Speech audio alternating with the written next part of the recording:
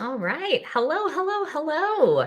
I am super excited to be on here with y'all tonight, answering any questions and all of the questions that come up. So, super pumped to just kind of dive in. I'm going to give a second for folks to jump on and to start adding questions into the chat. I'm here to talk a little bit about lived experience with OCD, but also work around faith and OCD, all the things, and to answer your questions about what it looks like to have OCD, to advocate, to move into recovery, especially because it's OCD Awareness Week. So I'm really excited, especially to be on here for OCD Awareness Week as we chat about all the things OCD, as we raise awareness for OCD, as we talk about what it means to reclaim the big, beautiful lives that we desire and deserve. So as folks come in, again, you can start loading questions into the chat, and I'll try to get to as many as possible tonight. And I'm just going to start by sharing a little bit about me for any of you that I might not know at this point. So I'm Katie O'Dunn. I am actually an ordained minister. So Reverend Katie O'Dunn, but Katie is perfectly fine. I'm super informal. And I have OCD. I spent a really, really long time not being okay with saying the words, I'm a minister and I have OCD, because I had a lot of shame around what that looked like within faith communities. I was really fearful that people wouldn't respect me within those faith communities or within a leadership role if they had any idea what I was navigating or the intrusive thoughts that I was experiencing. And yet, I'm so thankful now to be really out and open about my experiences and sharing those things. So, when I think about my OCD journey, it really starts before almost I can even remember. I think about age 8 or 9 and walking around the room and touching things in a particular order, because I had this really big fear that the sun was going to get too close to the earth and something horrible would happen and it would be my fault if I didn't do everything just right. And I'm sure some folks who are listening might be able to relate to fears like that. So my parents took me to my first therapist at a pretty early age, again, around 8 or 9. And we did talk therapy, which, as some of you know who are working with NoCD or working with other providers, talk therapy really isn't helpful for OCD, right? It's all about exposure and response prevention.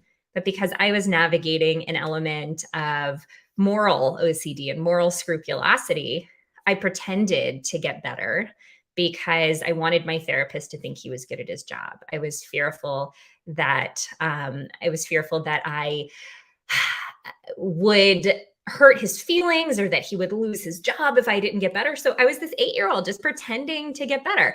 Oh, and hi folks that are coming over from my fiance's stream, and thank you so much for the kind message. I know I just got a message in our comments here about the recent loss. I was going to talk about that a little bit tonight too, and what it means to navigate grief. I lost my grandpa last week and actually co-officiated some of that service this weekend. And it's been a tough last couple weeks of navigating OCD and grief and loss and all of the emotions that come with that. So thank you so much for those kind words and just for bringing that up. So thank you.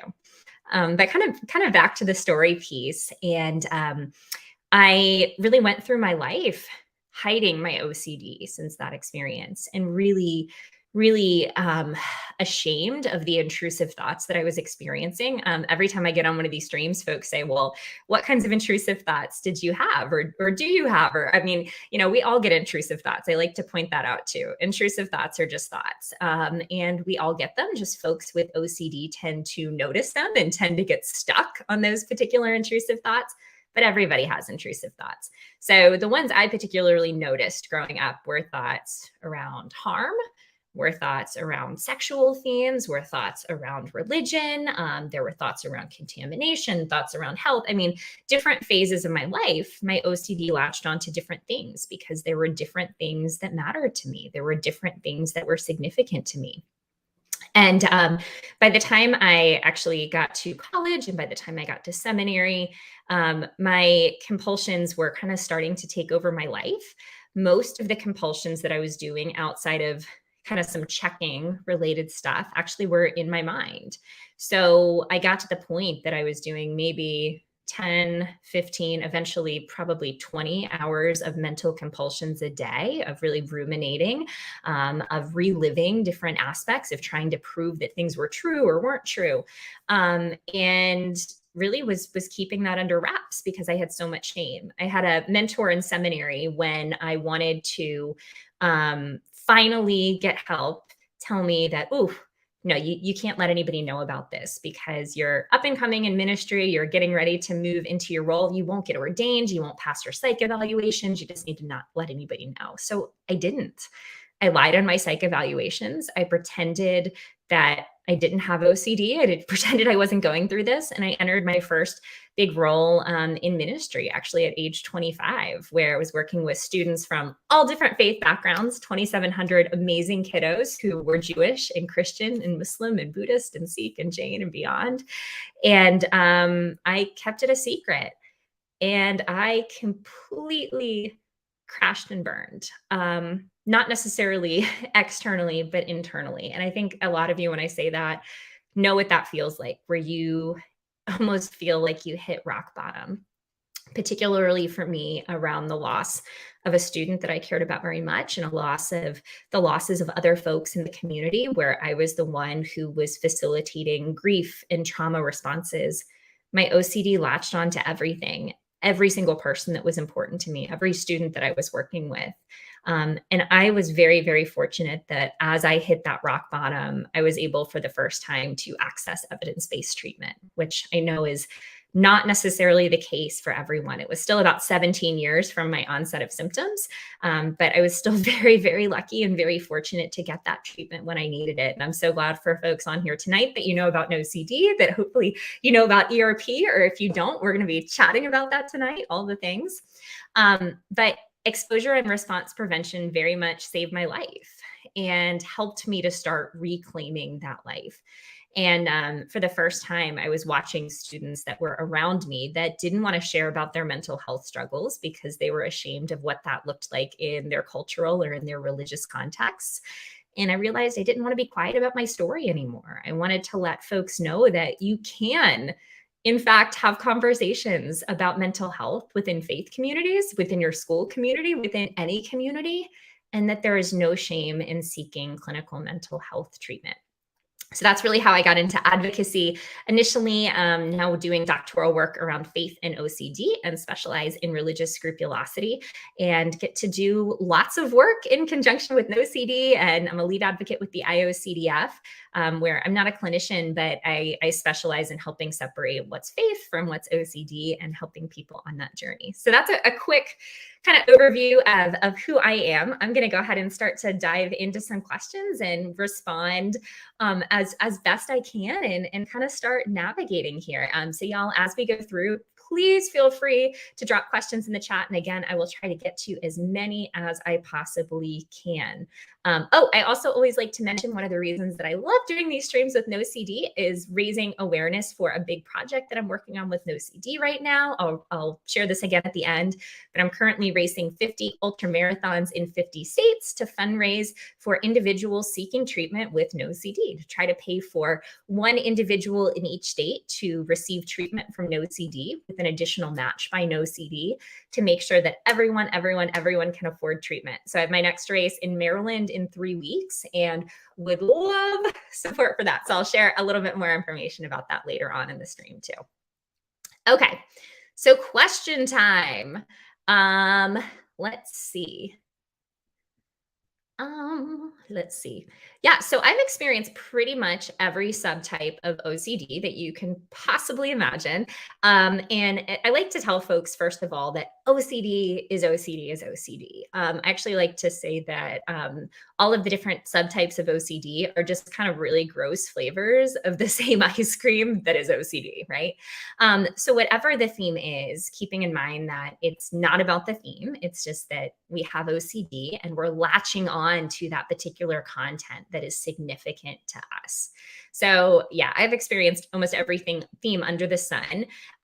If I don't know if you're talking about harm OCD or sexual orientation OCD, which is kind of the new and inclusive term that's used for what was previously called HOCD. But I would say I have experienced both in lots of different aspects of life. So harm OCD was one of my primary themes, where I was really fearful that I would cause harm to others, either accidentally or on purpose. And I did a lot of different things to try to prevent that from happening. I even at one point started having false memories around harm, around crimes, around things in the community, where it was these thoughts around, well, what if I did that horrible thing that I saw in the news? Or what if I'm responsible for something horrible that happened and I just forgot? I just somehow blocked it out. We can talk more about that if folks tonight are interested in false memories, which really aren't memories, but it's OCD about the past, where we start to latch on to things or a thought that we have about something that might not have really happened. Sexual orientation OCD. Yeah, I mean, I've navigated this. So many friends really have navigated this as well, regardless of their sexual orientation, where you are questioning, well, am I right about my sexual orientation? Well, I don't want to be wrong about my sexual orientation. And the same thing can come up with gender identity as well. And that's so hard. And the reason it's so hard, again, is that OCD is making you think something that isn't really who you are. So remember, it's ego dystonic, and that means it's in opposition to your true nature, to the things that you actually believe. So yes, yes, yes. And thank you for asking that, Morgan. I'm happy to dive in more specifically if you have more questions on this. Okay. Yeah, so wondering if you have any tips for treating OCD at the root, and also what you think about having to repeatedly manage OCD, and if that means I'm doing something incorrectly with riding the wave. Yeah, that's a great question. So in terms of treatment, again, I'm not a clinician, but I do work with a lot of folks, particularly in the area of religious scrupulosity, and I've kind of been there myself. And I think treating it at the root, when we think about that, often we feel like we're playing whack-a-mole with different themes. And some of y'all might relate to this. It's like, oh, this theme popped up. I did exposures around it and whack. Now it's gone. Oh, next theme popped up, did exposures around it and whack. It's gone. Well, that's not really how we tackle OCD as a whole. Tackling OCD is about embracing uncertainty, not just about a particular theme, but about everything, saying, I'm willing to accept all of the uncertainties of life. To steal from my fiance, Ethan Smith, who I know some of you from his stream, who's also an advocate, he talks about the uncertainty blanket. So Ethan, sorry for stealing that, but it's wrapping an uncertainty blanket around everything. It's being willing to be uncertain about absolutely everything. It's being okay with that, as opposed to just individual themes. And then in terms of, are you doing something incorrectly with riding the wave if you're repeatedly managing OCD?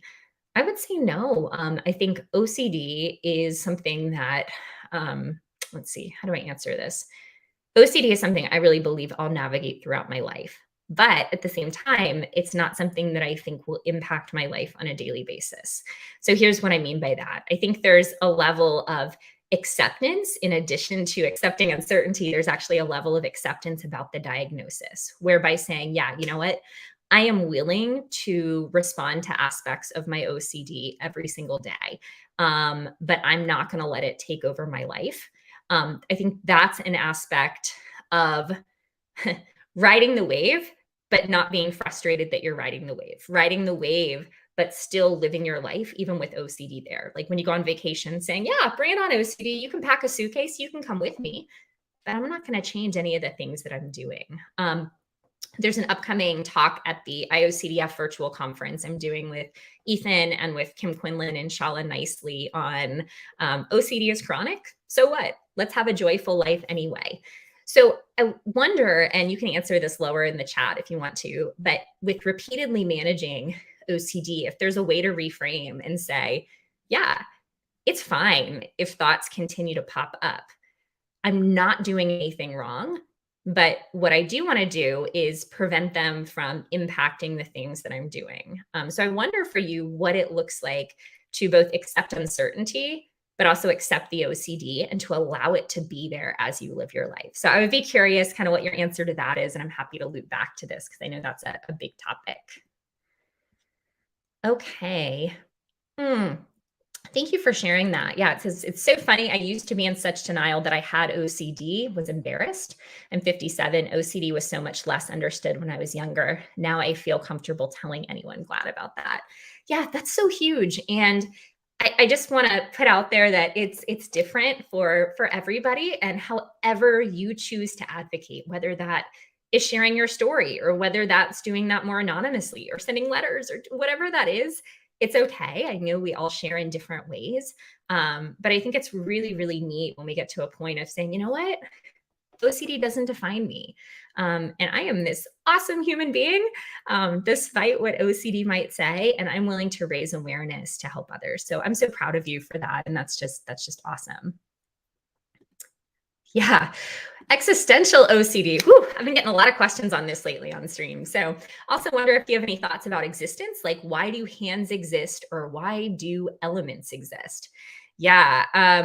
So not these specifically, but I've definitely had existential thoughts relating to why are we even here? Why is this even here? Is this actually here? Am I just imagining this? I mean, it can go existential thought upon existential thought upon existential thought. And it can get really, really deep. I know there's a lot of advocates in the community who really struggle and navigate this. And I think for me, one of the most effective things has been just like we do with rumination to notice if I'm starting to go down that loop of giving those thoughts attention and say, okay, you know what? Don't know the answer to this question, but I'm going to return to the moment. Even if I have to do that every 5 or 10 seconds as those existential thoughts pop up, seeing them, letting them be there, but as opposed to getting into that loop of the question that leads to the question that leads to the question, continuing to come back to the moment and be able to say, yeah, you know what? It doesn't matter right now. Maybe all of this doesn't exist, but I'm here right now and I'm going to engage in this way. But I know that can be really, really tricky too, especially when it feels like all of those questions continuously build on each other. Yeah, and I agree. It's always kind of a curious thing. So thank you for sharing that. Yeah. So, any resources for a spouse who does not have OCD and has a hard time understanding? Yeah, I know there are some specific streams on this, on OCD, but also on the IOCDF. Ethan and I just did a talk on this at the live conference in Denver, and this topic has been coming up a lot. So, I know that we're actually talking about doing a more regular stream on this. But just anecdotally, if you're asking, how do I explain to my spouse what I'm navigating? I think in the simplest form, just being able to say, or even ask your spouse, what is the thing that you are the most afraid of? And that can be different from everybody. Maybe it's there's a bear, maybe it's you're afraid of heights, maybe whatever that thing is.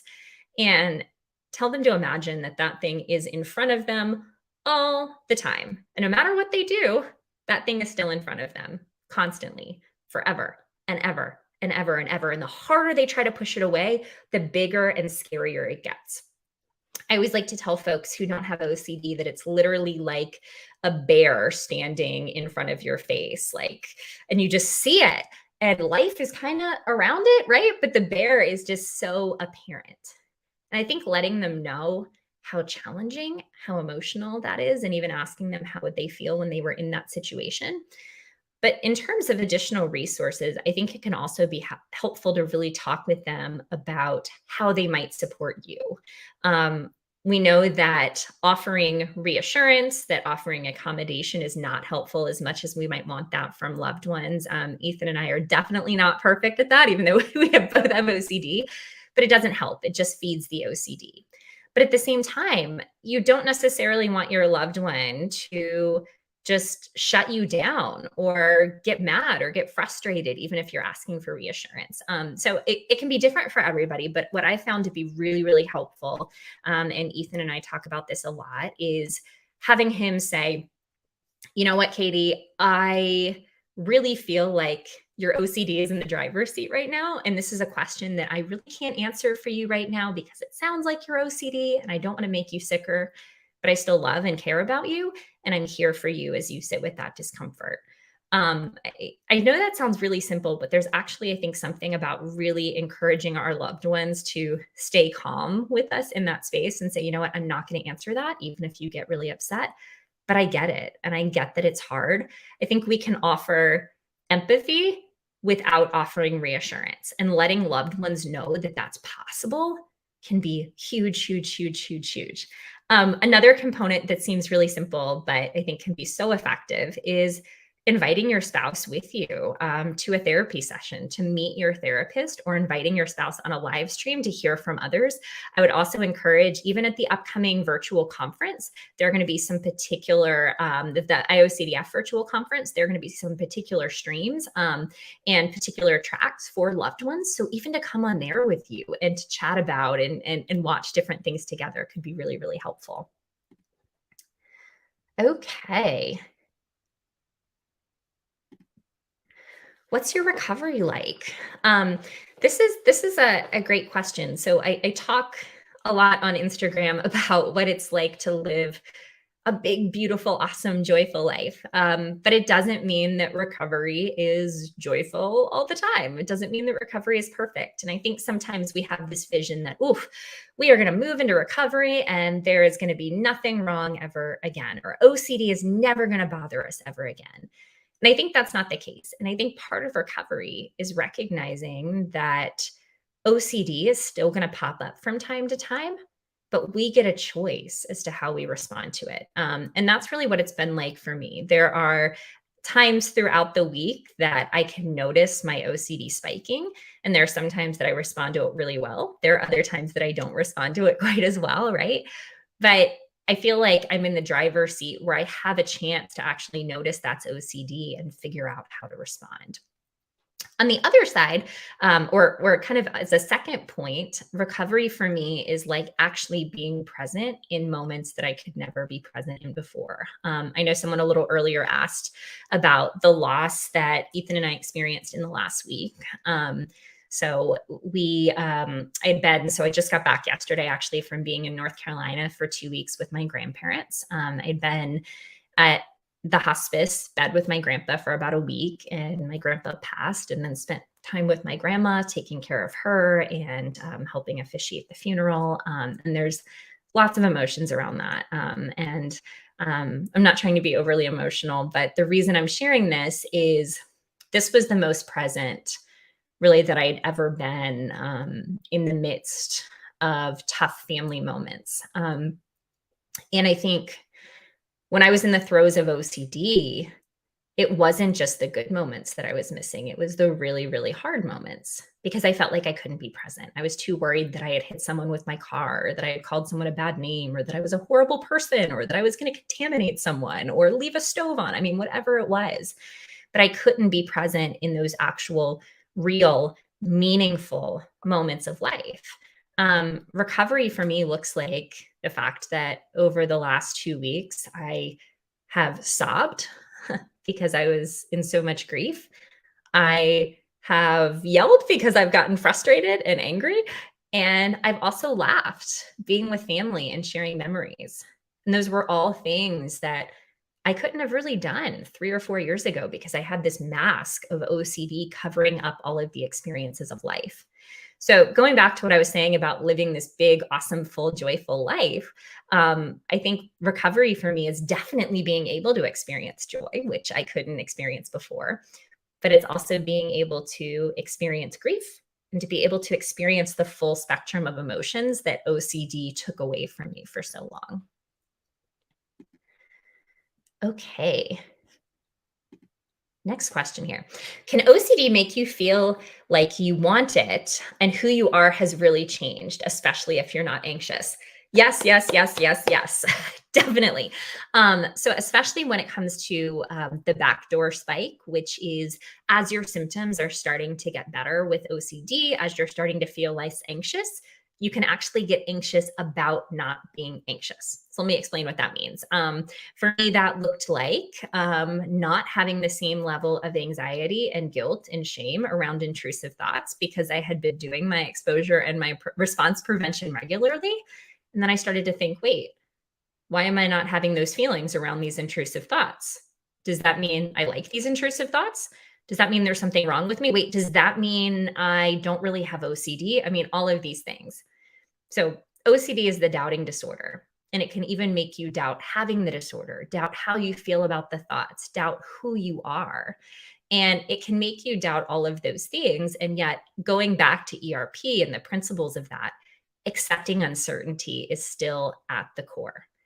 It's interesting when we get anxious about not feeling anxious and then are like, wait, are we really anxious? Or are we not? And what I would encourage you to do is to lean into that and say, you know what? I may or may not be anxious. I may or may not like these thoughts. But you know what? I'm going to choose to accept the uncertainty in favor of the things that are meaningful to me and in favor of my recovery.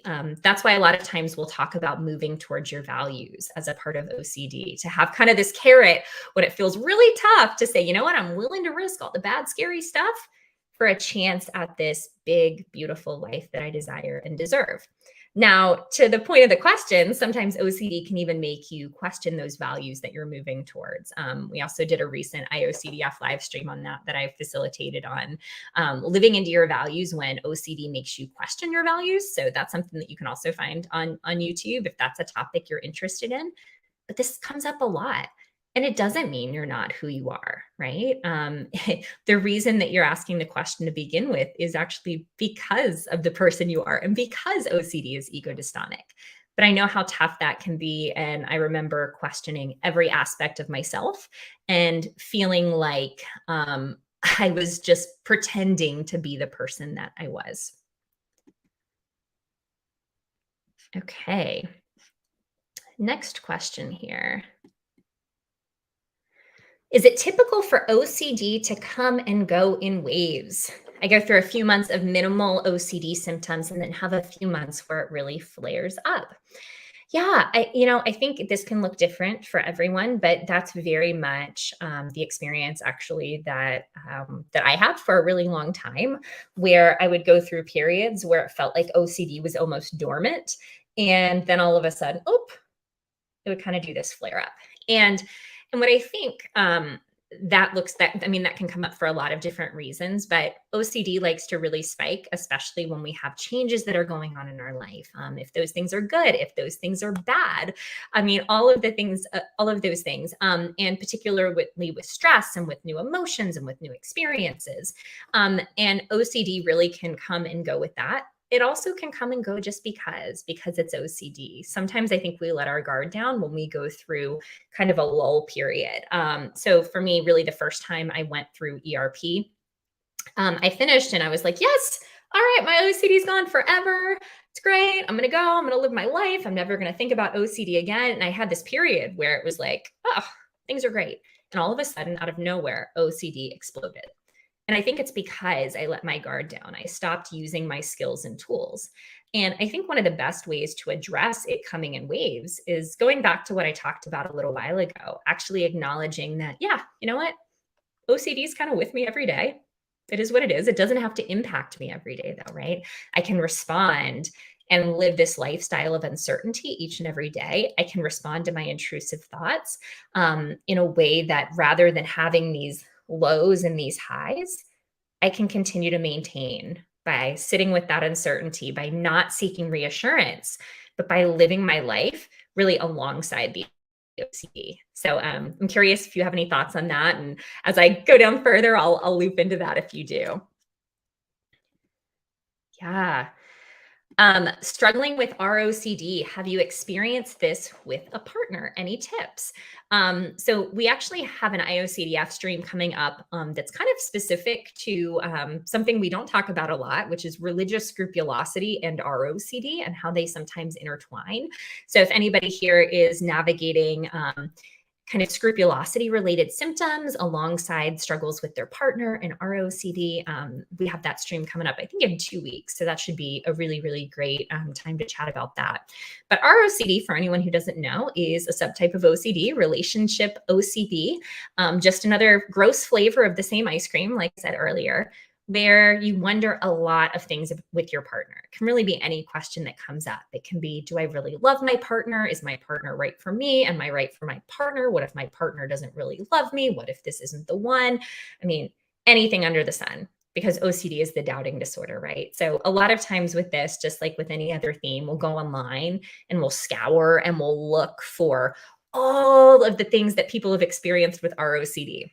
And generally, we'll find that maybe there's some aspect of ours that's a little bit different, right? Because we're all different. So OCD is going to latch onto something different. And then we're going to say, oh, well, what if mine's different? What if it isn't really this? What if it's not really OCD? So I'm just putting that out there for any theme, for anybody who might be experiencing that. Biggest tip when navigating this with a partner is to, one, do your exposures and always the response prevention, working with an OCD specialist. But two, to really, I would encourage you to continue to live a value-driven life with your partner in the midst of that. I think that can be really hard, but it can also be the biggest exposure of all. OCD is going to tell you, okay, I can't enjoy my life with my partner until I figure this out. There's nothing to figure out. So I would encourage you in treatment to continue to work on your exposure and your response prevention, while, as possible, living your life with your partner, even if that's really uncomfortable, even if that feels really icky. On Instagram, I always say, stick with the ick, because the biggest exposure of all is living despite what OCD tells you. This is another really great place, depending on kind of your situation, to potentially engage your partner with your therapist as well. That way they are aware of what's going on, specifically so that they're not offering you reassurance or accommodation. If you're asking them particular questions about how you feel about them or how they feel about you, this would be another great opportunity for your partner to say, you know what, it looks like OCD and smells like OCD. I don't think I can answer this right now, but I care about you and I'm here. Ethan always says to me, it sounds like OCD's on the phone. Can you put Katie back on the phone? Which I always really like too.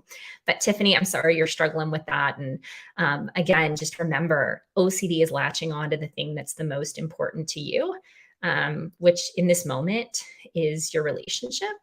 And I know that can be so tough, but you deserve to continue to move through treatment and do all of the things that you want to do. Okay. Let's see, next question.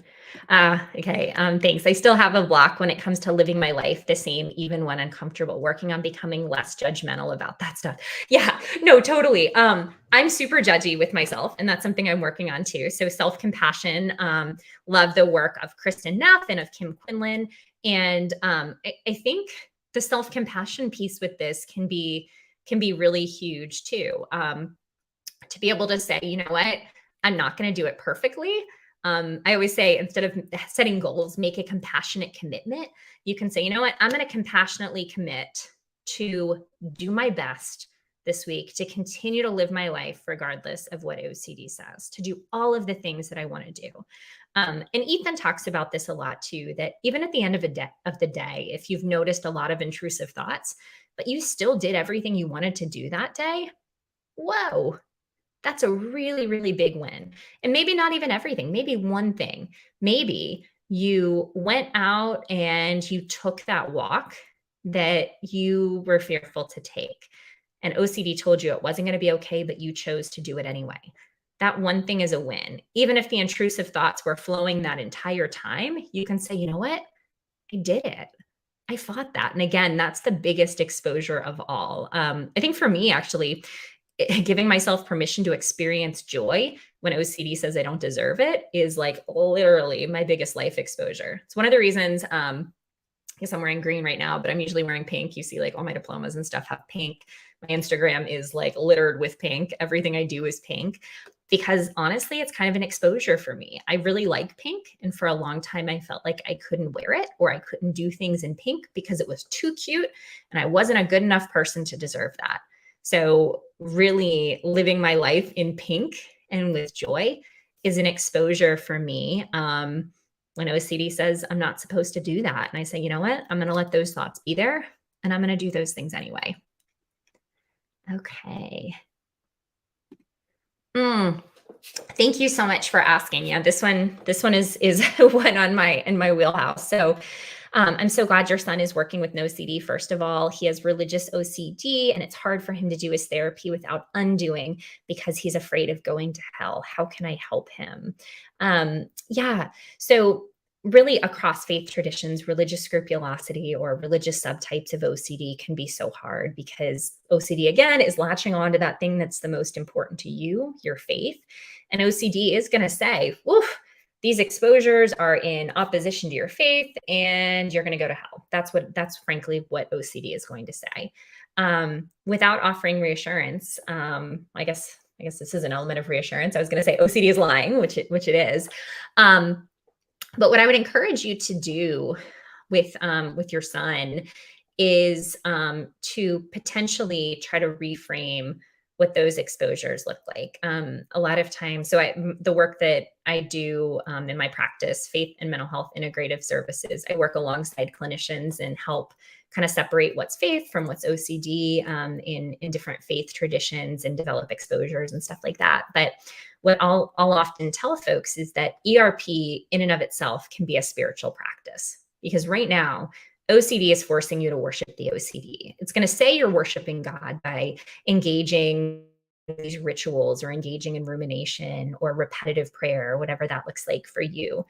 But if you're doing it out of fear, if you're doing it out of obligation, if you're doing it because of guilt or because of shame, that's something that you're actually doing because of OCD and not because of God. By engaging in ERP, that actually opportunity to start worshiping God, to start worshiping the divine within your tradition in a way that's value driven and meaningful to you. Because for the first time, you get to do things out of joy and out of hope and out of comfort and out of meaning and out of your true and authentic beliefs. And in a way, I really think that makes ERP an effective spiritual practice because it reconnects you with God.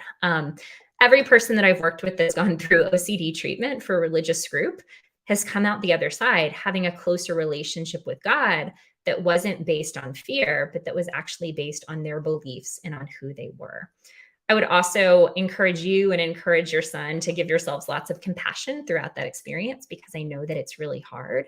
But I would also say, I always tell folks, again, across faith traditions, I'm not sure what tradition y'all come from, but it really applies across the board, that if you see the divine as this big, awesome creator, right? I always say, God can handle our exposures with all that's going on in the world. God can handle these exposures that we're doing over here to get back to actually living the big, beautiful life that God has created us to live. And that's okay.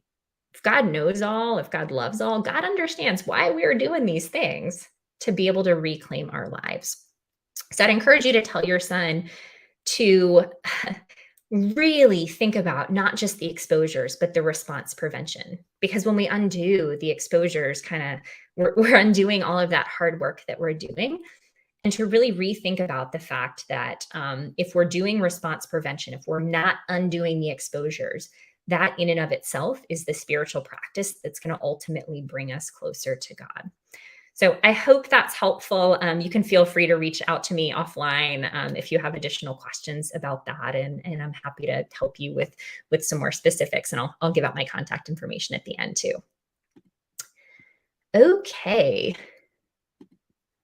I feel a lot of OCD when I'm in my own home, but not when I'm out in public or at friends' houses. Is that typical? I wonder if it's because my house is in my place and therefore I'm responsible for it. Yeah, I mean, I think this can be for a lot of different reasons. Some folks that it's really focused on their house. There are other folks that it's really focused on public spaces because they're around people and it might be more socially based. I would say it's typical in that it's latching on to the things that are significant to you. Like you said, you see your house as your place. as you being responsible for it. Even you writing the word responsible, a lot of times OCD has to do with over responsibility. So yeah, the fact that you feel responsible for your house, it makes a lot of sense that OCD is latching on to that particular place.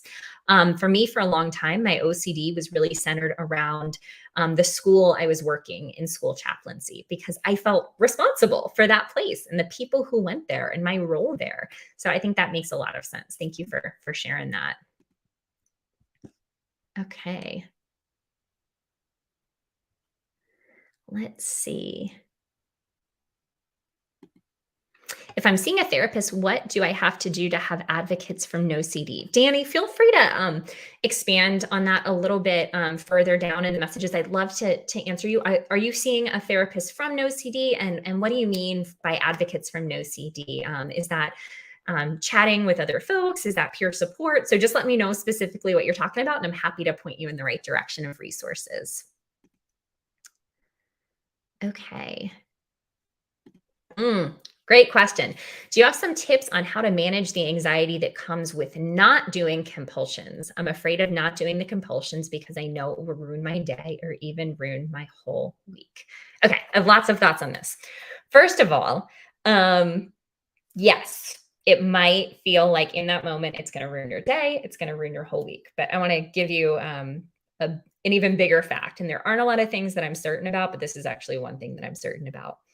Doing the compulsions actually it doing those compulsions, even if it makes your day, your week better, is going to make your life worse. It's going to make you get a lot sicker over the course of your life. And I think there's a question you can ask yourself of, would I rather be uncomfortable today and uncomfortable this week and reclaim my life? Or would I rather give into it in this moment and continue to get sicker? Because we know what happens if you continue to engage in compulsions. And I'll tell you, that's something I'm pretty certain about. You will get sicker. But if you make that choice in this moment to sit with the discomfort, even if it's going to be an icky day or an icky week, that's how we get better. But here's the thing, even if you feel like it's going to ruin your day or ruin your whole week, I would also encourage you to reframe what ruin means.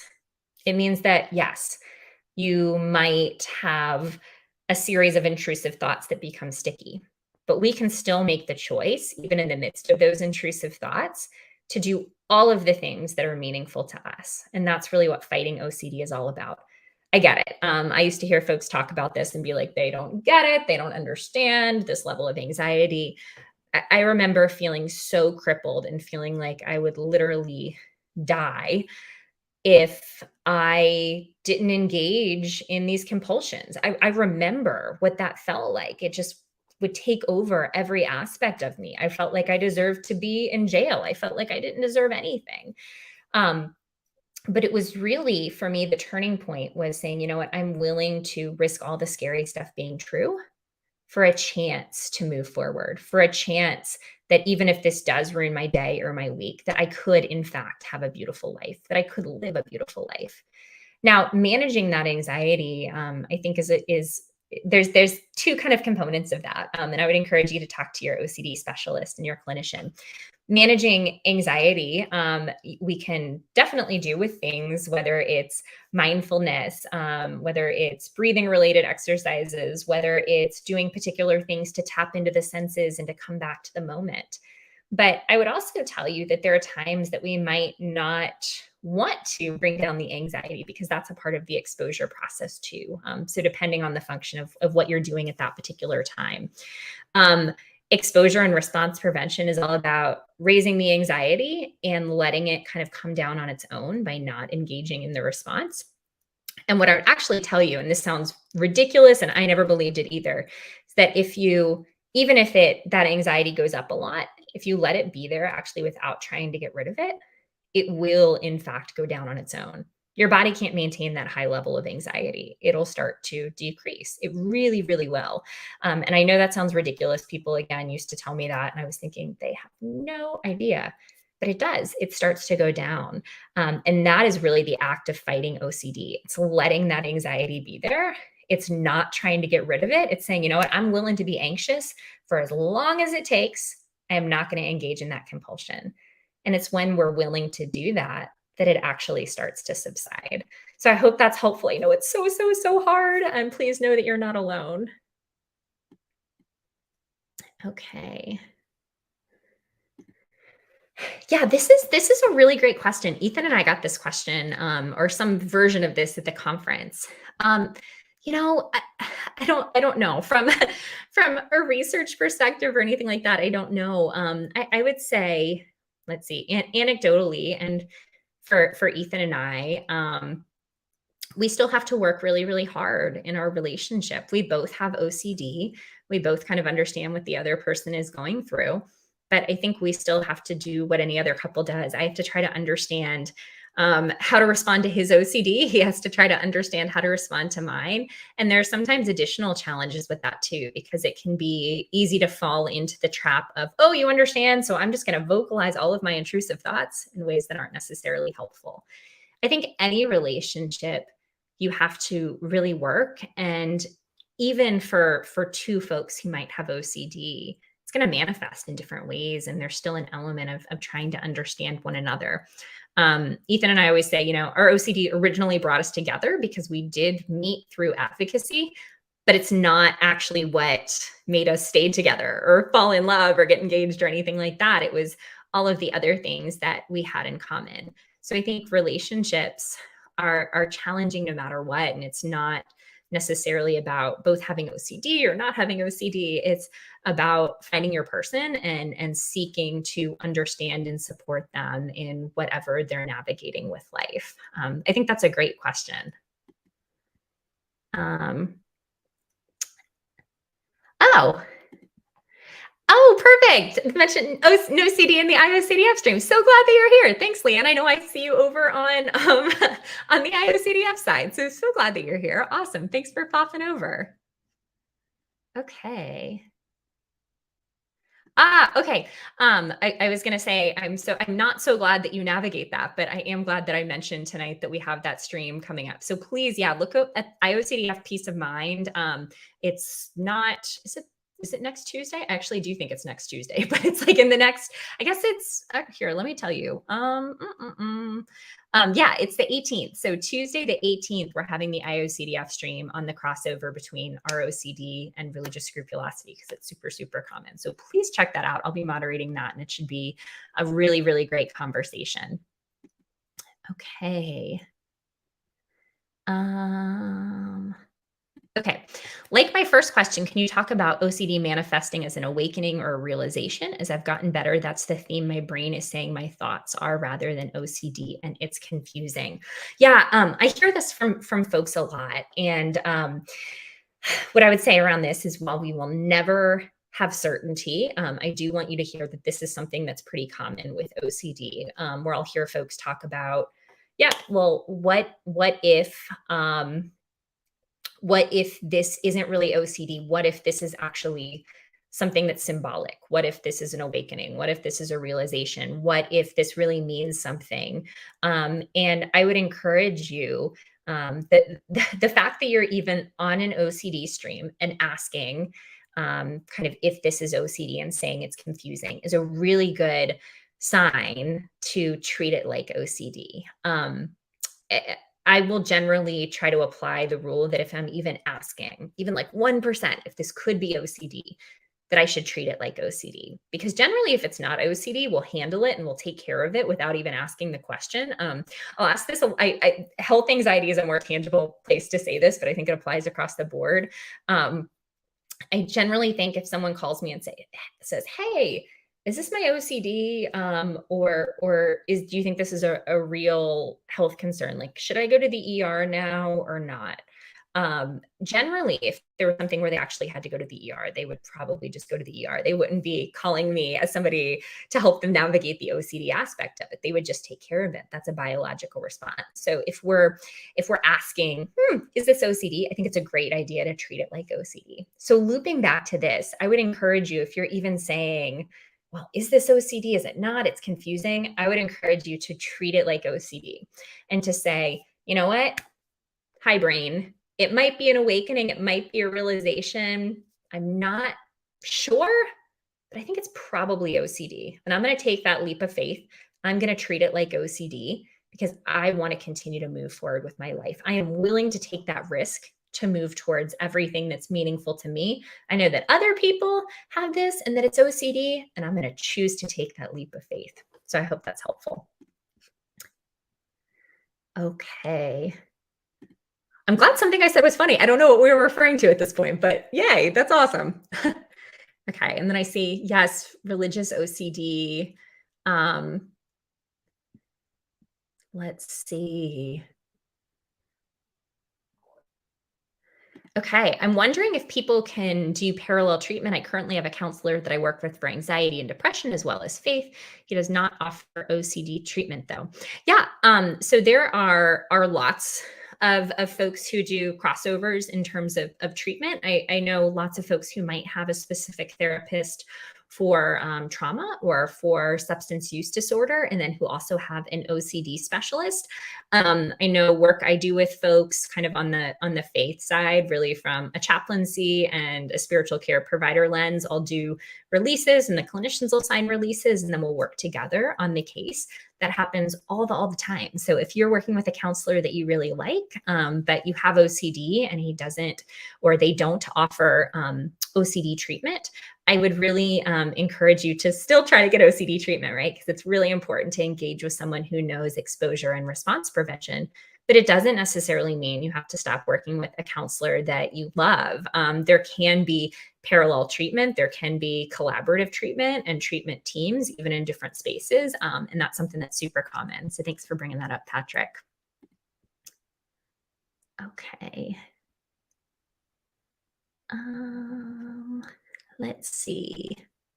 Okay. Thank you. Thanks, Eric. I really like what you said about OCD trying to make us doubt doing ERP, ruminative thoughts, like it will not work for you. Yeah. So all of the things, so much of my OCD journey, I spent like that. Even when I think about OCD Awareness Week, like 3 years ago, I remember hearing every advocate speaking, really at every OCD event a couple of years ago, if I'm honest. And I was thinking, nope, that is not going to work for me. Mine is different. Mine is more severe. Mine is real. Mine is an OCD. They have no idea. My theme is slightly different, all of those things. And I never thought it would work for me. And it's actually tough for me to think about, what made me finally take that leap. I think quite honestly, it was out of kind of pure desperation of this is the only option I have. Okay, I guess I'm going to do this in favor of my life, even though I don't necessarily think it'll work. And I want everybody to hear that I didn't think I would be here advocating or working in the area of OCD. I didn't think that I would be in a place to love my life or enjoy my life in any capacity. But just like I can get here, you can get here too, right? I always get emotional when I talk about this. You deserve to be here, regardless of what your OCD says. You deserve to enjoy your life. You deserve to be present in your life. You deserve to engage in treatment, and you deserve to get better. OCD is going to tell you don't, or that yours is different, and it is lying. So I hope you hear that. Okay. Yeah, I totally get that. The compulsion can feel like an off button, but hear me out. It's an off button that the more times you push it, it stops working. And the more times you push it, the more times you have to push it for it to work, even a little bit less. It feels like, because initially when we engage in those compulsions, the anxiety goes down. It feels like that's always going to happen. And it doesn't. Kind of the line gets further and further out. And I know it's super, super hard to live into, but if we can avoid hitting that off button, and this is again, I know something really tough, but I really want you to hear it. The anxiety will go down on its own, and it's not going to go up as high the next time, or the next time, or the next time. But I know it's really hard in this moment, or in that moment. So please know that you are not alone in that. Okay. How do you do ERP with suicidal OCD? I obviously can't set up what my plan is. Thank you. Thank you for sharing that you're not suicidal. Just wondering about ERP as being the gold standard. Yeah. So Emily, I would really encourage you, I will ask if you're working with an OCD specialist, I would really encourage you to talk with them about this. This might be a really great place for imaginal exposures. And this is actually something that I know lots of folks have done in terms of ERP with imaginal exposures, including Ethan, my partner. This was something that he navigated quite a bit. So I would encourage you, since I don't know specifically the core fear, I don't want to give you kind of a specific exposure hierarchy, but I would really encourage you to talk to an OCD specialist, because this is very much something with imaginal exposures that folks navigate with ERP quite frequently. So thank you for bringing this up. And there is no shame around that theme, even though I know it can feel really icky and really, really hard. And there have been some different points where I've navigated this theme as well, and have done that with exposure and response prevention with a licensed clinician. Okay.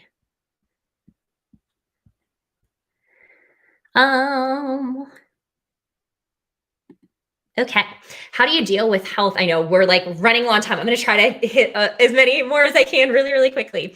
Okay. How do we deal with health OCD? No one is safe from having diseases. Yeah. So OCD is always going to latch onto things that have some element of this could be true, maybe, maybe not. I know that no one is safe from having diseases, but we could also make that argument really about anything, that no one is safe from really any bad thing that we could possibly imagine. I could even say, that I'm not safe from the roof potentially collapsing on my head, right? Like there's always a possibility of something. And I understand with health that feels more frequent or more challenging or more realistic, but I really think we can respond to it in that exact same way.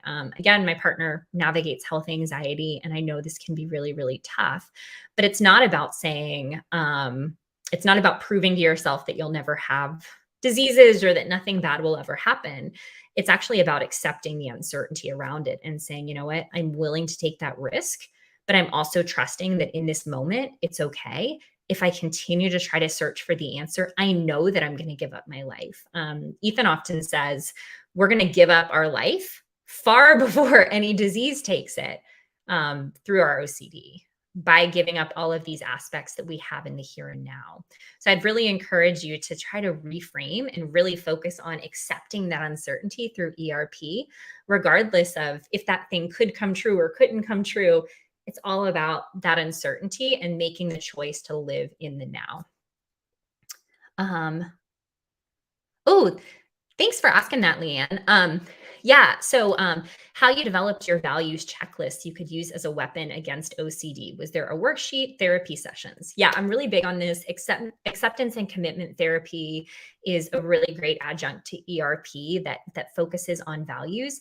There are a ton of values card sorts. Leanne, I've literally used like 100 different ones online with different folks. If you Google ACT values card sort, you can find a whole bunch of different options. But they're actually one of my favorite spaces that has a checklist and that'll actually help you develop particular values is Marisa Mazza's book, Act for OCD. I would definitely encourage you to check that out if that's something that you want to navigate, because there are specific resources in there. There are specific worksheets, to your point, and questions that you can actually go through the workbook and develop that particular kind of values checklist component. Another place that you can look for that is any worksheet by Stephen Hayes, who's kind of the founder of ACT. And any Stephen Hayes book also will really help you navigate that. So I hope that's helpful.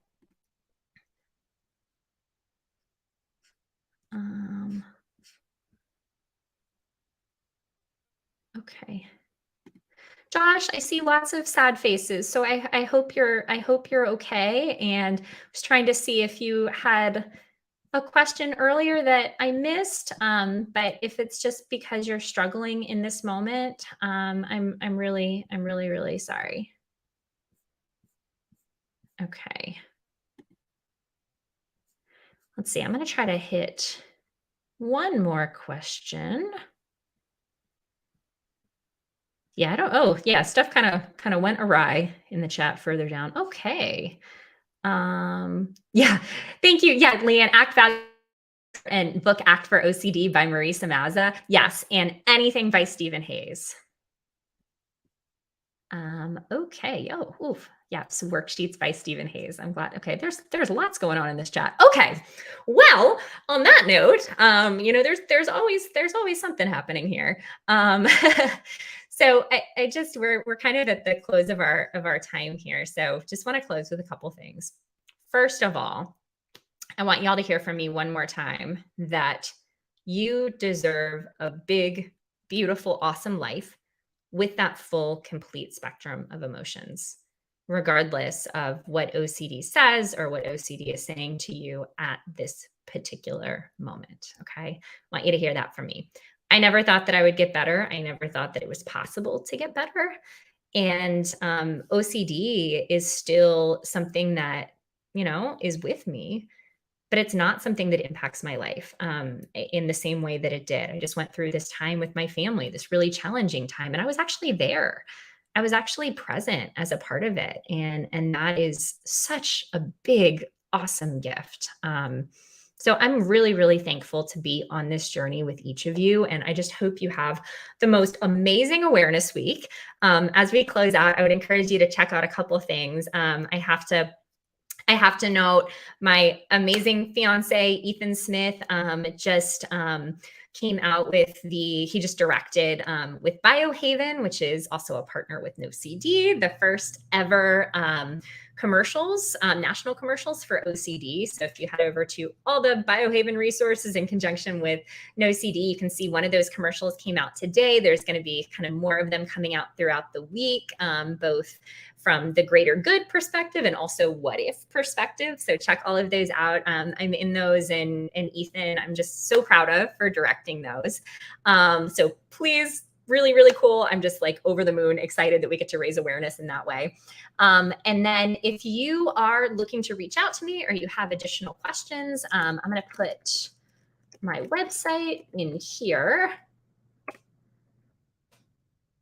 And you are more than welcome to reach out to me there. You can also reach out to me on my Instagram, which I'll drop here.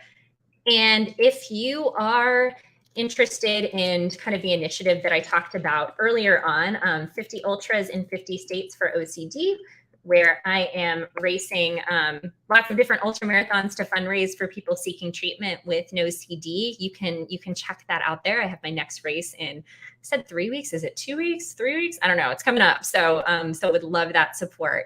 And Leanne, yeah. So those commercials are in a couple different places, but if you head over to the Biohaven Instagram, they just posted one of those there. You can also go to OCDtrials.com to see different testimonials of the advocates that are a part of those commercials. But the first one is live on the Biohaven Instagram right now. So if you head over and check that out, you can also reach out to me if you have any trouble finding those. Okay, I could go on forever talking to y'all because I get super excited about all things OCD, but I hope y'all have the best ever OCD Awareness Week. Please know that you're not alone, and we are on this road to reclaiming our lives together. So thank y'all so much, and I will see you soon.